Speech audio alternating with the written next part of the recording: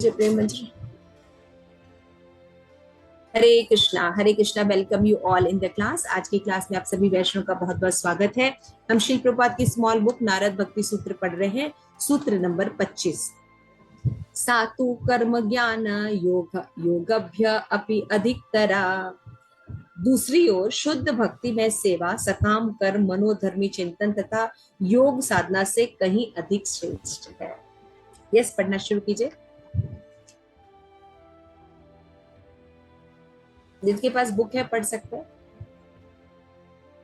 हरे Krishna. Yes, पढ़ो पढ़ो। पराभक्ति की उदाहरण स्वरूप व्रज गोपियों की व्याख्या करने के पश्चात नारद अब सामान्य भक्ति योग की ओर अपना ध्यान मोड़ रहे हैं।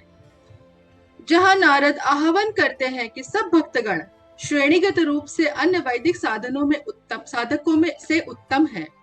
कर्मी, ज्ञानी, योगी तथा भक्त की श्रेणियों में मनुष्यों का विभागीकरण स्वयं ही वैदिक ज्ञान का अनुपम उपहार है। आइए देखें कि सब संभव साधनाओं में भक्ति क्यों श्रेष्ठतम है। कर्म व्यापक रूप से हमने देखा था पिछले उसमें कि इनडायरेक्ट वे में नारद मुनि यही बोल रहे हैं कि भगवान के विरह में जैसे गोपियां रोती थी, विरह फील करती थी, वो जो विरह है वही भक्ति है। और गोपियां इसकी सर्वश्रेष्ठ एग्जाम्पल हैं। और ये वो प्रूफ करते हैं कि यदि भक्ति विहीन, भगवान से विहीन अगर कोई साधना है, कथा है, तो उसमें क्या होता है, उस व्यक्ति को भगवान के सुख में सुख नजर नहीं आता। तो यहाँ पे बोल रहे हैं कि शुद्ध भक्ति जो क्यों नहीं नजर आता, और शुद्ध भक्तों को नजर आता है तो इसलिए नजर आता है क्योंकि कर्म ज्ञान योग से सुपीरियर होता है भक्ति। इसलिए भक्ति जो है सुपीरियर होता है। ऐसा नहीं कि खाली ऐसे ही बोल दिया नारद। अब यहाँ पे नारद मुनि ये व्यक्त करेंगे कि किस तरह से भक्ति कर्म ज्ञान और योग से ऊपर है, सर्वश्रेष्ठ। यस। कर्म व्यापक रूप से किसी भी क्रिया की ओर संकेत करता है, किंतु बहुधा उसका तात्पर्य वैदिक निर्देशों के क्षेत्र के अंतर्गत फल भोग के उद्देश्य से की गई क्रियाओं से होता है। एक अन्य शब्द विकर्म का प्रयोग वेदों में निषेध की गई क्रिया के लिए होता है। अतः कर्म यद्यपि धार्मिक धरातल पर होता है तथापि भौतिक है। कर्मी इस जीवन में धन, इंद्रिय भोग तथा यश जैसे पुरस्कारों में रुचि रखता है एवं वह अगले जीवन में उच्च लोकों पर पदोन्नति भी चाहता है। कर्म का बड़ा दोष यह है कि वह सदैव प्रतिक्रियाओं में फलान्वित होता है, जो कर्मी को आत्मा के स्थानांतरण के अंतर्गत पुनर्जन्म लेने के लिए बाध्य करती है। अतः पुण्य हो या पाप हो, समस्त कर्म व्यक्ति को जन्म और मृत्यु के चक्र में ही बद्ध रखते हैं। ठीक है, हमने भगवत गीता पढ़ा था। भगवत गीता में 3rd में दिखाए कर्म योग और कृष्ण भावना भावित कर 5th में बहुत अच्छे से इन बातों को भगवान ने एक्सप्लेन किया। क्या कि कर्म के साथ प्रॉब्लम क्या है। कर्म का मतलब होता है एक्शन करना, बार बार कोई कार्य करना। लेकिन कार्य जब किसी एक्सपेक्टेशन की होता है, उसमें कुछ इच्छा होती है, उसको भोगने की इच्छा होती है, उस उद्देश्य से जब कोई कर्म किया जाता है। मतलब खाना क्यों बनाना है, हमें खाना है ना। पनीर पकौड़ा बनाना है क्यों, एकादशी में पनीर पकौड़ा क्यों बनाना है, क्योंकि हमें खाना है ना। समझ रहे हैं। तो कर्म करना है लेकिन फल की इच्छा रहती है, तो इसको कहते हैं कर्म। कर्म के साथ प्रॉब्लम क्या है कि कर्म में रिजल्ट आता है, अच्छा या बुरा। पढ़ा है ना, कर्म के 2 रिजल्ट आते हैं, अच्छा या बुरा। और कर्म की डेफिनेशन क्या है, शास्त्र के अनुसार कार्य करना। देखिए, यानी कर्म कोई व्यक्ति कर रहा है, उसको कर्म की श्रेणी में कब रखा जाएगा। जैसे मान लीजिए कोई व्यक्ति जो है वो नॉनसेंस कार्य कर रहा है, तो क्या वो कर्म की श्रेणी में रखा जाएगा, नहीं। यज्ञ अर्थात कर्म। पहले तो कर्म की डेफिनेशन यहां से शुरू होती है। भगवत गीता में बताया कि हर कर्म कर्म नहीं होता, जो विष्णु की संतुष्टि के लिए किया जाता है वो कर्म कर्म। अच्छा भैया, जब हम विष्णु की, भगवान की संतुष्टि के लिए कोई काम कर रहे हैं तो बंधन कैसे हो जाएगा। ठीक है ना, समझ में आ रहा है। अदिति माता जी, क्लियर हो रही बात। तो कर्म हम कर रहे हैं और भक्ति युक्त कर्म कर रहे हैं, लेकिन कर्म की प्रॉब्लम क्या है, उसमें हमेशा भोगने की इच्छा बनी रहती है ना। और जब हम कर्म ऐसे कर्म करते हैं जिससे भोग की इच्छा होती है, कुछ डिजायर्स होते हैं, तो उसके दो रिजल्ट आते हैं, या तो पाप या तो पुण्य। पाप होने पर भी हमें वापस आना पड़ता है उसको भोगने के लिए, अच्छा पुण्य होने पर भी भोगने के लिए आना पड़ता है, क्योंकि आपको जन्म लेना पड़ेगा, है ना। मान लीजिए बहुत अच्छे काम किए, है ना, बहुत अच्छे से सारे आपने भक्ति के साधन किए, बहुत अच्छा किया, और ये डिजायर रहा कि हम जो है वो सत्य लोक जाए, सत्य लोक जाना है, तो ये डिजायर है आपकी, है ना। तो खूब अच्छे अच्छे कार्य कर रहे हैं, तो क्या मिलेगा भाई, आपको सत्य लोक जाने के लिए इसी भौतिक जगत में ही रहना पड़ेगा ना, जन्म लेना पड़ेगा ना, समझ रहे हैं। तो अच्छा या बुरा रिजल्ट देता है कर्म, और कर्म में क्या होता है, उसको भोगने की इच्छा है। आप ये बताएं, तो धार्मिक धरातल पर होते हुए भी भौतिक ही रह जाता है, क्योंकि हमें लेके कहाँ आता है, मटेरियल जगत में वापस। इसलिए कर्म जो हुआ, इसका रिजल्ट क्या हुआ, मटेरियल वर्ल्ड। और मटेरियल वर्ल्ड का मतलब क्या होता है, जन्म मृत्यु जरा और व्याधि मिलेगा ही मिलेगा, ठीक है। तो इसलिए क्या बता रहे हैं कि कर्म करने वाले व्यक्ति को हमेशा रहता है मुझे स्वर्ग जाना है, मुझे और प्लैनेटरी सिस्टम में जाना है। श्रीमद् भागवतम 5th कैंटो, अग्निधर, राजा अग्निधर, राजा अग्निधर जो है ये इनकी कामना थी, क्या कामना थी कि इनको पितृलोक जाना, पितृलोक जाना चाहते। तो पितृलोक जाने के लिए आपको एक अच्छी संतान होनी चाहिए, जो अच्छे से भगवान विष्णु को पिंडदान वगैरह करे। तो उन्होंने यज्ञ किया कि भाई मुझे अच्छी संतान चाहिए, तो उन्होंने ब्रह्मा के लिए यज्ञ, ब्रह्मा को तपस्या की, ब्रह्मा के लिए तपस्या की।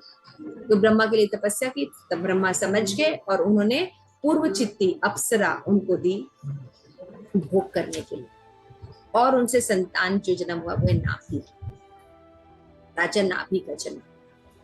तो अग्नि धर जो थे, हालांकि भगवान के भक्त थे, है ना, फिर भी आप देखिए वो डिवोटी की संतान थे, लेकिन उनके अंदर डिजायर क्या थी, पितृलोक, पितृलोक में जाना था उनको, भगवत धाम नहीं जाना था उनको, पितृलोक जाना था।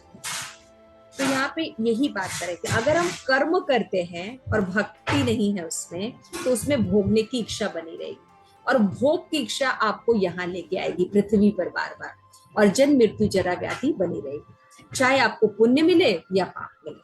तो कर्म जो होते हैं, एक होता है कर्म, एक होता है अकर्म, एक होता है विकर्म। कर्म का मतलब होता है शास्त्र के अनुसार कार्य करना, और विकर्म का मतलब होता है शास्त्र के विरुद्ध कार्य करना। शास्त्र के अनुसार कार्य करने पर हमें स्वर्ग आदि लोकों की प्राप्ति होती है, और विकर्म का मतलब होता है शास्त्र के विरुद्ध कार्य करें, यानी नरक वगैरह की प्राप्ति होना। लेकिन एक होता है विकर्म, सॉरी अकर्म, कर्म और विकर्म हो गया। अकर्म में क्या होता है, व्यक्ति जो भी कर्म करता है उसको भगवान को ऑफर कर देता है, भगवान कृष्ण को ऑफर कर देता है, यानी भक्ति युक्त कर्म करता है, तो उसका ना तो अच्छा रिजल्ट आता है ना बुरा रिजल्ट होता है, और व्यक्ति मुक्त होकर भगवत धाम चला जाता है। तो कर्म में क्या क्या क्या प्रॉब्लम है, मनुष्य जीवन का लक्ष्य नहीं प्राप्त हो रहा है। तो कर्म श्रेष्ठ हुआ भक्ति से, कर्म भक्ति से श्रेष्ठ नहीं हुआ ना, क्योंकि मनुष्य जीवन का लक्ष्य है भगवान के भगवत धाम वापस जाना। कर्म करने पर हम देख रहे हैं कि हालांकि ये कर्म करना धार्मिक है, लेकिन इसके रिजल्ट मिल रहे हैं भोग के कारण। तो ये रिजल्ट हमें अच्छे या बुरे दोनों हैं, तब भी हमें वापस बंधन में लेके आ रहा है। तो क्या हो रहा है, हम मुक्त नहीं हो रहे, हम इसी भौतिक जगत में ट्रैवल कर रहे हैं। तो जब हम भौतिक जगत में ही ट्रैवल कर रहे हैं तो ये सही है नहीं, हमें तो भगवत धाम जाना है, समझ गए मतलब। इसलिए कर्म जो है वो भक्ति से श्रेष्ठ नहीं, ये यहाँ पे पता चलता है। और कर्म में 3 तरह के कर्म होते हैं, कर्म, अकर्म एंड विकर्म, ठीक है ना। तो कर्म और विकर्म तो आपको यही रखते हैं, लेकिन अकर्म ये आपको भगवत धाम लेके जाता है। किसी का कोई प्रश्न?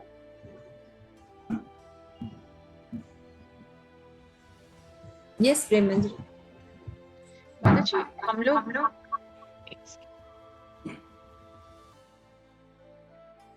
जैसे हम लोग अभी भी करते हैं तो अपना ध्यान रखते हुए ही करते हैं ना, कुछ बनाते हैं तो कंप्लीटली तो हम लोग नहीं कर पाते कि भगवान के हिसाब से करें, अपनी फैमिली के हिसाब से या अपने हिसाब से कि अच्छा ये बना लेते हैं, ये बेटर ऑप्शन है, इजी है या टेस्टी है।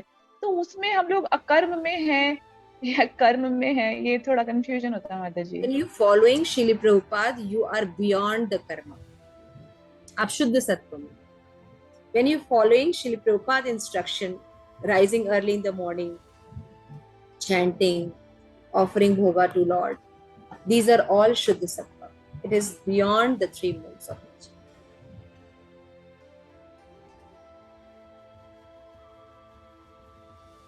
Anything else? Yes, आगे पढ़िए. हरे कृष्ण माता जी. हाँ. माता जी अभी आप बता रहे थे हमें अपने अच्छे बुरे कर्म सब भगवान को समर्पित करें तो हमें मतलब इसका कोई वो नहीं लगेगा. तो लेकिन हम अच्छे कर्म तो हमने अपने अच्छे मन से भगवान को समर्पित कर दिए, लेकिन हम अपने बुरे कर्म कैसे समर्पित कर सकते हैं? जैसे अपनी माँ को करते हैं, माँ के साथ अच्छा बुरा सब बताते हैं ना, कि माँ को खाली अच्छा अच्छा बताते हैं, बुरा नहीं बताते हैं. माँ को बुरा भी बताते हैं ना, मम्मी ये गलती हो गई, तो मम्मी के पास जाना इट्स अ गुड ऑप्शन ना. वो आपको अच्छा राह देके निकाल देगी. तो कामों और उसमें भागवतम में लिखा है, अगर आप बहुत शुद्ध भक्त नहीं है लेकिन आपकी जो भी चीजें अगर आप भगवान के पास बार बार जाते हैं, उन्हें ऑफर करते हैं, तो कामो और कामो वा मोक्ष काम उदारदी तीव्रेण भक्ति योगेना, ये भगवान आपको निकाल देंगे. जैसे कोई जाना चाहिए. आपने अच्छा किया या बुरा किया, offer the result to Krishna. When we, खैर ये बहुत लंबा डिबेट है, लेकिन इन शॉर्ट में अगर आपने कुछ बुरा किया और उसको ठाकुर जी को ऑफर नहीं किया, ये आपका अहंकार है. तो इसका हमें कोई नॉट एक्सेप्टिंग कि बुरा रिजल्ट भी आ सकता है. तो whatever the result will come, go to Krishna and offer it. Krishna, I have tried but this is the result, please accept it and please empower me. मुझे आप मदद कीजिए कि मैं इसे बाहर निकल सकूं और ऐसा कर्म कर सकूं जो आपको प्रिय है. मुझे ऐसे भक्तों का संग दीजिए, मुझे ऐसी परिस्थितियां दीजिए कि मुझे ज्ञान हो, ताकि ये जो गड़बड़ कर रही हूं मैं, ये ठीक हो सके, रिजल्ट ठीक हो सके. तो अप्रोच हर हाल में कृष्ण को करना. तो आप क्या करेंगे, आप भक्ति से आगे निकल जाएंगे. लेकिन अगर हम अप्रोच देवी देवताओं को कर लेंगे, जैसे कि मैंने अग्निरथ की राजा की बताई ना, उन्होंने ब्रह्मा को अप्रोच किया है ना, और वही उनका पुत्र नाभि, उन्होंने विष्णु को अप्रोच किया. दोनों को पुत्र की कामना थी, पिता को भी पुत्र को भी. लेकिन अग्निरथ जो थे, उन्होंने जब यज्ञ किया तो उन्होंने ब्रह्मा को अप्रोच किया, तो डेस्टिनेशन क्या मिला उनका, पितृलोक. लेकिन यही उनके पुत्र बने नाभि, उनको भी पुत्र चाहिए था, लेकिन उन्होंने विष्णु को आराधा, तो उनको ऋषभ देव यानी भगवान स्वयं आए. भगवान की आराधना करने पर फल में अंतर हो जाता है. समझ में आ गया? इसलिए कर्म कुछ भी किया, हमने जो भी किया, भगवान को ऑफर करना चाहिए. तो भगवान जो है उसको निकाल. जैसे हम अपनी माँ को हर चीज बताते हैं, I have done this but this is the result. तो माँ क्या करेगी, अगर वेल विशर सुसंस्कृत माँ है तो वो हमें निकाल के ले जाए, अच्छाई की तरफ लेके जाए. उसमें से भी निकाल दें, भगवान भी उसमें से भी निकाल दें. ओके, तो ये क्लियर हो गया कि कर्म जो है वो भक्ति से श्रेष्ठ नहीं हो सकता. आध्यात्मिक हो सकता है, कर्म आध्यात्मिक हो सकता है, लेकिन सदैव बंधन में रखते हैं. प्रियदर्शनी क्लियर? ये तो बिल्कुल क्लियर है ना. कर्म अगर केवल कर रहे हैं, उसमें कृष्णा इंक्लूडेड नहीं है, कृष्णा कॉन्शियसनेस नहीं है, तो ये हमें कभी भी हायर प्रिंसिपल नहीं देगा, ये उच्च लोग दे देगा. जैसे मैंने अभी एक एग्जांपल आपको बताया, ऐसे बहुत से लोगों ने, विश्वामित्र ने किया, मेनका मिली, है ना, बहुत से ऐसे एग्जांपल भरे पड़े हैं, लेकिन भगवत धाम नहीं मिलेगा. नेक्स्ट, तो यानी कर्म जो है भक्ति के ऊपर नहीं है. अब नेक्स्ट आते हैं ज्ञान. अदिति माता जी पढ़िए. ज्ञान का अर्थ है ज्ञान का अनुशीलन है। ज्ञानी कर्म की अपूर्णता देखता है तथा उच्चतर सत्य की खोज प्रारंभ करता है। ज्ञानी गण साधारणतः दार्शनिक तथा ध्यानी होते हैं। वे केवल भौतिक फलों में रुचिवान नहीं होते हैं, अपितु ज्ञान की ही बाबत ज्ञान का अनुशीलन करते हैं। वैदिक शास्त्रों के अध्ययन द्वारा, ध्यान द्वारा ज्ञान के अनुशीलन से ज्ञानी आध्यात्मिक ज्ञान अर्थात नित्य ब्रह्म की अविघ्नता की कगार पर आ सकता है, किंतु जब तक वे आगे चलता हुआ परम पुरुषोत्तम भगवान से अपना संबंध नहीं समझता है, तब तक वे कर्मी की ही भांति पराजय की पीड़ा उठाएगा। जन्म एवं मृत्यु के चक्र में बद्धता देवताओं द्वारा कृष्ण को की गई प्रार्थना से ज्ञानियों की अपूर्णता का संकेत मिलता है। मैं आगे पढ़ूं? हाँ, उसको कंप्लीट। कमल नयन प्रभु, यदि परम पद की प्राप्ति हेतु कठिन तपचार्य को स्वीकार करने वाले अभक्त गण स्वयं को मुक्त मान सकते हैं, तथापि उनकी बुद्धि अशुद्ध है। उनके द्वारा कल्पित श्रेष्ठता की स्थिति से पतन हो जाता है, क्योंकि वे आपके चरण कमलों के प्रति कोई श्रद्धा नहीं रखते हैं। भागवतम 10.2 श्लोक 32। मानव साधना की तृतीय श्रेणी योग है। भगवान कृष्ण 1 मिनट इसको कंप्लीट करते हैं। अब आते हैं ज्ञान। ज्ञान का मतलब होता है आध्यात्मिक ज्ञान। तो आध्यात्मिक ज्ञान में क्या लगता है? अनुशीलन में लगता है, मतलब पढ़ते हैं उनके, उसको अनुशीलन करते हैं। तो ज्ञानी कर्म की अपूर्णता देखता है तथा उच्चतर सत्य की खोज प्राप्त। माता जी अनुशीलन, हाँ, अनुशीलन मतलब उसके पीछे लगना। जो पढ़ते हैं वो दिन भर पढ़ते रहते हैं ना जी, जो पढ़ते हैं तो फिर दिन भर पढ़ते हैं, तो अनुशीलन है ना। अनु मतलब उसके पीछे रहना, मतलब पालन करना, अनुशीलन करना। तो ज्ञानी क्या करता है? वो देखता है ये भौतिक जगत कितना दुखों से भरा हुआ है, कष्ट है ना। तो क्या करना चाहिए? तो है कौन हम? है कौन हम? जन्म लिए, किए, इतना सबके साथ रहे और जला दिए गए, दफना दिए गए। तो फिर क्या हमारी जर्नी इतनी ही है? अच्छा, अगर ऐसा है तो भगवान कौन है? भगवान है तो कैसे है? तो भगवान और हमारा रिलेशन क्या है? क्या भगवान हमारा कुछ मदद कर रहे हैं? तो सत्य की खोज में निकलता है। ज्ञानी को इस दुनिया से दुख होता है तो इस दुनिया से अलग वो कहीं सोचता है कोई अथॉरिटी है। अगर भगवान है तो वो कौन है? अगर मैं हूं तो मैं हूं कौन? मेरा भगवान के साथ क्या कनेक्शन? ये प्रकृति क्या है? मुझे दुख क्यों हो रहा है? मैं तो सबके साथ बहुत अच्छा कर रहा हूँ, I am a good person, मेरे साथ ये बैड क्यों हो रहा है?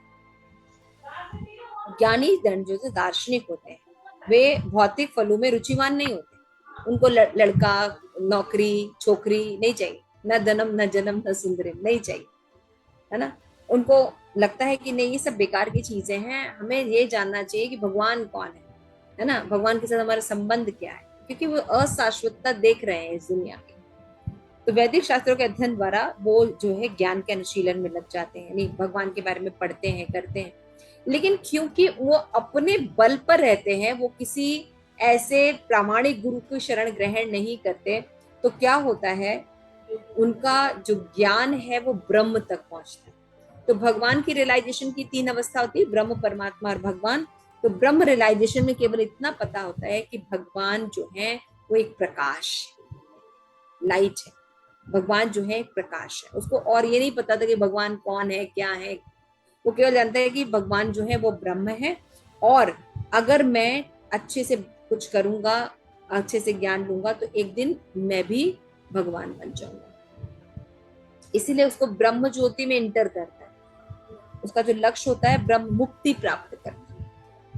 ज्ञानी का लक्ष्य क्या होता है? मुक्ति प्राप्त करना। अच्छा, तो भाई मुक्ति प्राप्त करने पर होता क्या है? तो भाई मुक्ति ब्रह्म ज्योति में जब लीन हो जाता है व्यक्ति, तो उसके बाद क्या होता है? उसके बाद क्या होता है भाई, हमारा जो स्वभाव है वो काम करना है, सेवा करना है। थोड़े दिन तक तो, कई हजार वर्ष तक तो वहां रह सकते हैं, लेकिन फिर हमारा फॉल डाउन होकर फिर पृथ्वी पर आते हैं। पृथ्वी के आने का मतलब बंधन। यानी ज्ञानी जो है वो भगवान की तलाश में निकला, भगवान की ब्रह्म रियलाइजेशन तक पहुंचा, लक्ष्य उसका मोक्ष प्राप्ति हुआ, मोक्ष प्राप्ति करके वापस इस दुनिया में, भौतिक जगत में। यानी मनुष्य जीवन का जो लक्ष्य है भगवत धाम जाना, ये मिला उसको, यानी ज्ञानी को भी नहीं मिला। देखिए, कर्मी को भी लक्ष्य नहीं मिला और ज्ञानी को भी लक्ष्य नहीं मिला। यहाँ पे देखिए बोला है ना, किंतु जब तक वे आगे चलता हुआ परम पुरुषोत्तम भगवान से अपना संबंध नहीं समझता, तब तक वो कर्मी की भांति पराजय की पीड़ा उठाएगा, जन्म एवं मृत्यु के चक्र में पड़ा। ये पराजय, जीव की पराजय क्या है? अपने घर वापस न जाके, अपना जन्म मृत्यु में के चक्कर से अपने आपको निकाल न लेना, ये पराजय है जीव। तो ये नहीं कर पाता। और देवताओं के द्वारा जो प्रार्थना है उसमें बताते कि हे केवल नयन प्रभु, यद्यपि परम पद की प्राप्ति होती कठिन तपस्या को स्वीकार करने वाले अभक्त गण स्वयं को मुक्त मान सकते हैं, तथापि उनकी बुद्धि अशुद्ध है। ज्ञानी अपने आप को बहुत सुपीरियर समझता था कि मैं ही सब कुछ हूं, मैं सब जानता हूं, लेकिन उसको ये नहीं पता होता है कि वो बंधन में, वो जिस भौतिक जगत से ऊपर उठने की कोशिश कर रहा है, एक्चुअल में वो वहीं वापस आता है। क्यों? क्योंकि उसको कोई प्रामाणिक गुरु नहीं है, उसके पास कोई प्रामाणिक गुरु नहीं। ठीक है ना? तो यानी ज्ञानी जो है वो भी भौतिक जगत में ही रहता है, भगवत धाम नहीं जा पाता। भगवान के बारे में ब्रह्म रियलाइजेशन कर लेने पर, ब्रह्म में लीन हो जाने के बाद भी वो वापस भौतिक जगत में आता है। ठीक है? तो ब्रह्म में लीन होने पर अगर वो सही से मतलब भगवत भक्ति नहीं की ना उसने, यानी अगेन जो मनुष्य जीवन का लक्ष्य है कृष्ण प्रेम प्राप्त करना, वो नहीं हो पा रहा। सुकुमारी माता जी। हरे कृष्णा माता जी, धन्यवाद। माता जी, ये जो आपने समझाया, एक्चुअली मुझे बहुत दिनों से इसमें थोड़ा सा क्वेश्चन है ये, कि आपने दो चीजें बोली। एक तो जो ज्ञानी होता है वो जो है वो भौतिक जगत में ही रह जाता है, वो भगवान को नहीं प्राप्त करता है। परंतु अभी हमने समझा कि वो ब्रह्म ज्योति तक जाता है, सायुज्य मुक्ति को प्राप्त करता है, लीन हो जाता है। तो यहाँ पे दो क्वेश्चन है कि सायुज्य मुक्ति किस टाइप की मुक्ति है, क्या उससे भी वापस आता है व्यक्ति? क्योंकि कई जगह हम पढ़ते हैं कि ब्रह्म ज्योति में जाने के बाद भी वापस आता है, और कई जगह होता है कि सायुज्य मुक्ति कोई भी पांचों प्रकार की मुक्ति प्राप्त करने के बाद व्यक्ति वापस नहीं आता। और दूसरा क्वेश्चन ये कि जो आपने कहा कि वो कहाँ पे ये बात लिखी है कि पांचों तरह की मुक्ति प्राप्त करने पर मुक्ति प्राप्त करने के बाद वापस मतलब आने का नहीं होता है? कहाँ लिखा है? अब मुझे ये नहीं याद है माता जी। तुम उसको ढूंढना और मुझे बताना, कहीं नहीं लिखा रह सकता। तो जो पांचों भागवतम का फर्स्ट श्लोक बोलता है, आप पढ़ के देखिए।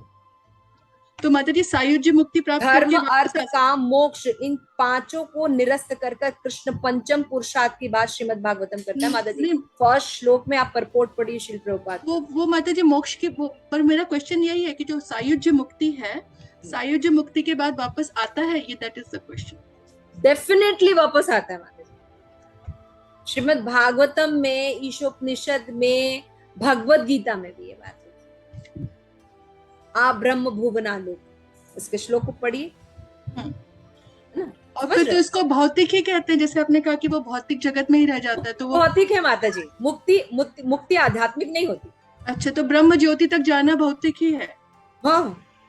तो फिर जो बाकी की मुक्तियां होती हैं, जैसे सारूप्य, सालोक्य, वो जो वैकुंठ में पहुंचते हैं, वो भी भौतिक मानी जाएगी? वो भौतिक नहीं होती, क्योंकि इसको एक्सेप्ट किया जाता है, लेकिन उससे भगवत प्रेम नहीं मिलता। आप भगवान के साथ भगवान का रूप ले लेते हैं, लेकिन आपको भगवत प्रेम नहीं विकसित होगा। तो मतलब ये चार मुक्तियां जो है वो परमानेंट होती है, एक जो है वो परमानेंट नहीं होती, ये मतलब? परमानेंट नहीं होती है, मतलब कहने का मतलब ये कि मुक्ति जो है वो एकदम समझ लीजिए, कोई भी मुक्ति हो, सारूप्य, सालोक्य, सामीप्य, सानिध्य, ये कहीं से भी आध्यात्मिक नहीं, ये भौतिक ही है। एकदम क्लियर किया है कृष्णदास कविराज गोस्वामी ने।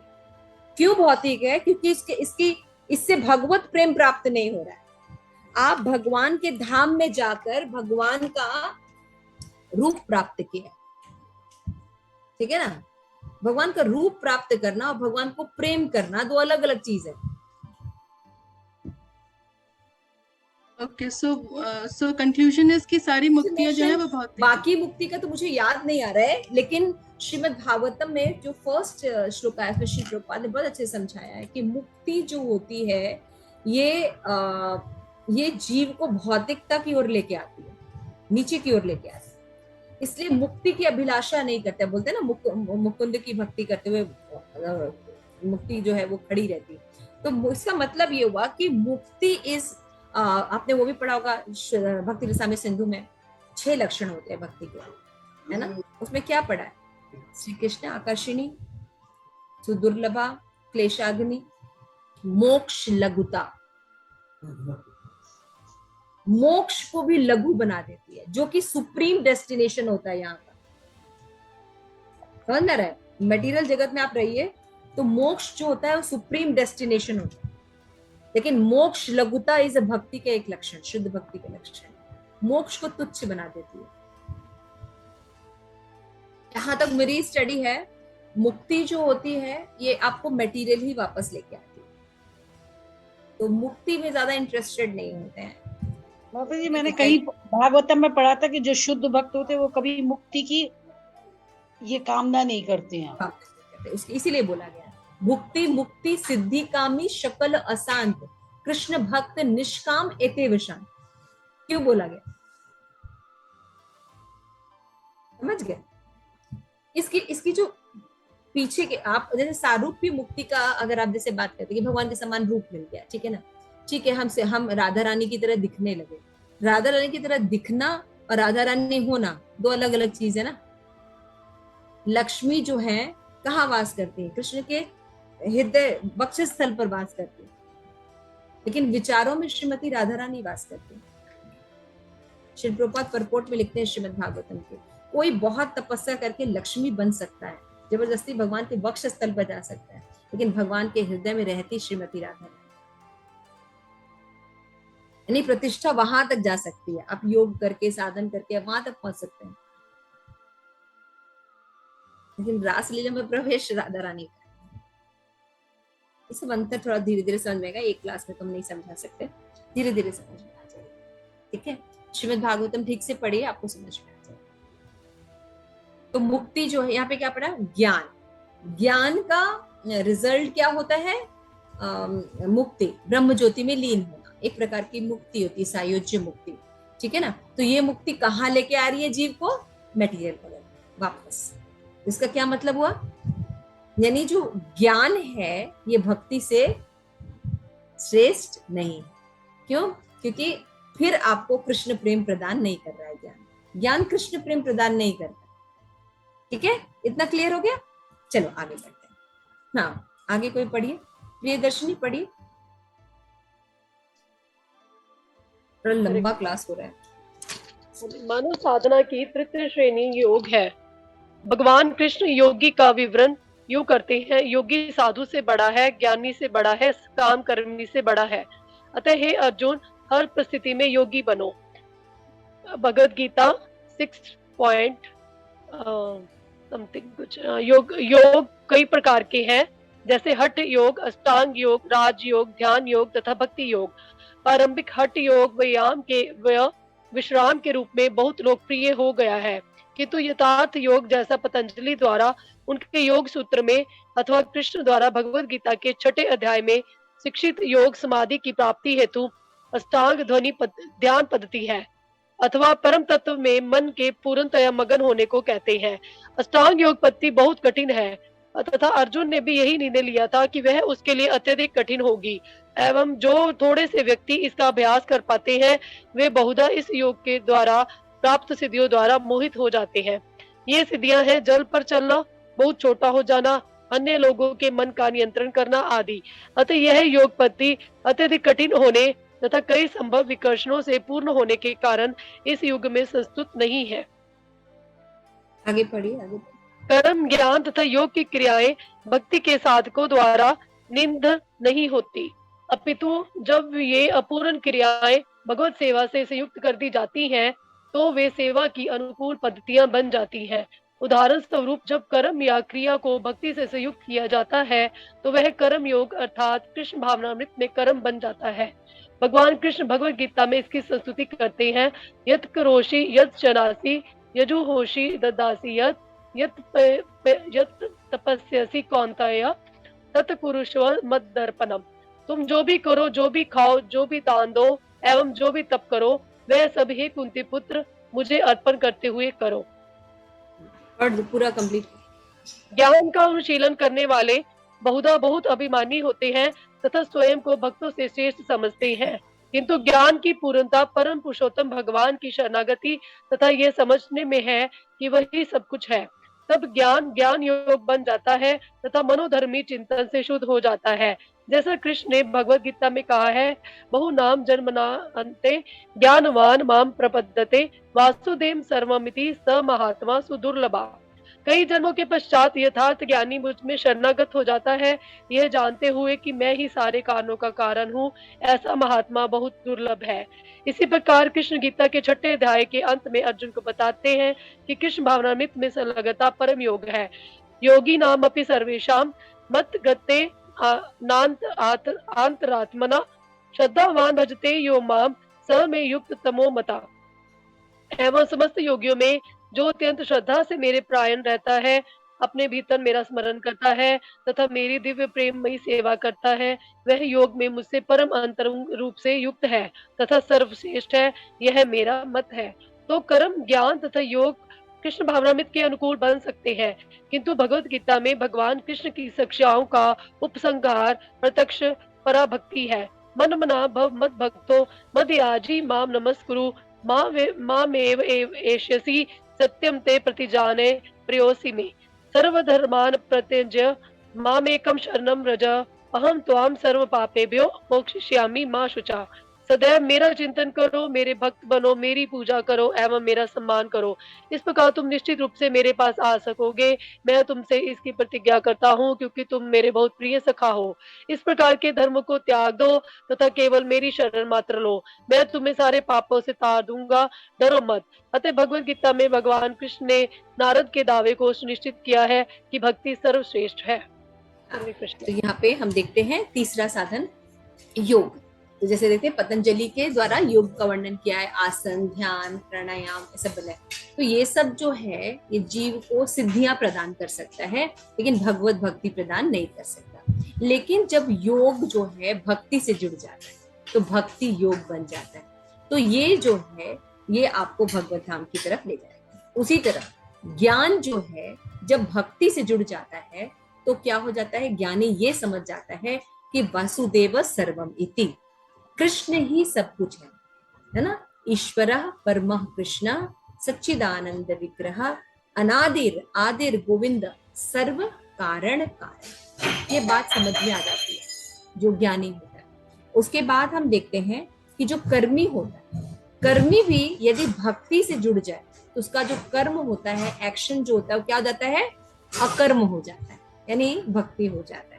तो यहाँ पे शिल प्रभुपाद ने बताया, यत करोषि यत कर्मणासि, जो भी करो, जो भी खाओ, जो भी तपस्या करो, मुझे ऑफर कर, तो क्या हो जाएगा, वो भक्ति हो जाएगा। उसी तरह योगी से सिद्धियां मिलती हैं और ये भी भौतिक है, सिद्धियां भौतिक है ना। तो सिद्धियां जो रहती है आपको भौतिक जगत में ही रखा रहता है। तो अगर हम सिद्धियां चाहते हैं तो भगवत प्रेम, यानी अगेन योग जो है ये कृष्ण प्रेम नहीं प्रदान कर रहा है, इस भौतिक जगत में वापस लेके आ रहा है। तो देखिए कितना ऊंचा उठते हैं लोग, लेकिन कोई भी भगवत प्रेम नहीं मिल रहा है इसमें। न तो कर्मी को मिल रहा है, न तो ज्ञानी को मिल रहा है, न तो योगी को मिल रहा है। एकदम स्पष्ट समझ लीजिए। अच्छा, भक्त इस जगत में ही रहता है और कर्म करता है, योग भी करता है ना, और ज्ञान भी लेता है। ये सब करते हुए भी वो भगवत धाम चला जाता है। हरि बोल। तो भक्ति का मार्ग कितना अच्छा है। और सुसुखम कर तुम अव्ययम। भक्ति का मार्ग कहता है भाई योग करने में तो बहुत कठिन तपस्या करनी पड़ती है, राइट। हिमालय जाना पड़ेगा, चतुर्मास में तो हालत खराब हो जाएगी, है ना। और भक्ति तो हम तो खूब प्रसाद खा रहे हैं एकादशी में। आज क्या बनाया भाई सुकुमारी एकादशी में? ड्राई फ्रूट्स थोड़े से देखो, फ्राई है फ्रूट्स ना, ये बनाए। ऐतु की सेवा क्या बनाए भाई जगन्नाथ जी को? माता जी फ्रूट्स हैं, दूध का भोग लगाया और मखाने का लगाया। प्रेम मंजरी देवीदासी? माता जी आलू की टिक्की बनाई और नारियल के लड्डू बनाए और हो अरबी की गया। सब्जी ये हम बनाई लोग एकादशी कर रहे हैं, देखो और हम लोग मीठी लस्सी भी बनाई। ये सब तो अच्छा। अच्छा, और जो योगी रहेगा वो क्या कहेगा? नेति नेति। ज्ञानी कहेगा ओहो ये सब बिल्कुल ही नहीं खाना चाहिए, है ना। वो ने रहेंगे, फिर भी इसी जगह पे वापस आएंगे। हम सब कुछ खा पी के भी भगवत धाम जाएंगे। Hare Krishna Hare Krishna Krishna Krishna Krishna Krishna Hare Hare, Hare Hare Hare Hare Rama Rama Hare Rama Rama Rama Rama Hare. Rama Hare Hare. This is the beauty of bhakti. और यही नारद मुनि कह रहे हैं। नारद मुनि कह रहे हैं कि भगवान की भक्ति से करने से जीव जो है अपना जो ओरिजिनल स्वरूप है वो प्राप्त कर लेगा। और अगर कोई और साधन कर रहा, मान लीजिए कर्मी है तो कर्म योग करे, ज्ञानी है तो ज्ञान योग करे, और तपस्वी है तो योगी है तो भक्त योग बने। तो भक्ति जोड़ देने से सबकी सुंदरता बढ़ जाती है और सबका डेस्टिनेशन जो है भगवत धाम। सही बोला मैंने? ये सार है। तो नारद मुनि एकदम फैक्ट बताया कि भक्ति में सेवा, सकाम कर्म, मनोधर्मी चिंतन और योग साधना से सर्वश्रेष्ठ है।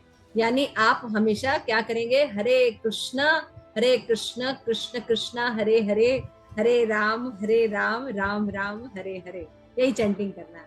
कोई कहेगा अदिति माता जी चतुर्मास चल रहा है, सावन के सोमवार चल रहे हैं, कावड़िया लेके चलो, तो अदिति माता जी कहेंगी हरे कृष्णा कृष्ण कृष्ण हरे हरे, हरे राम राम राम हरे हरे।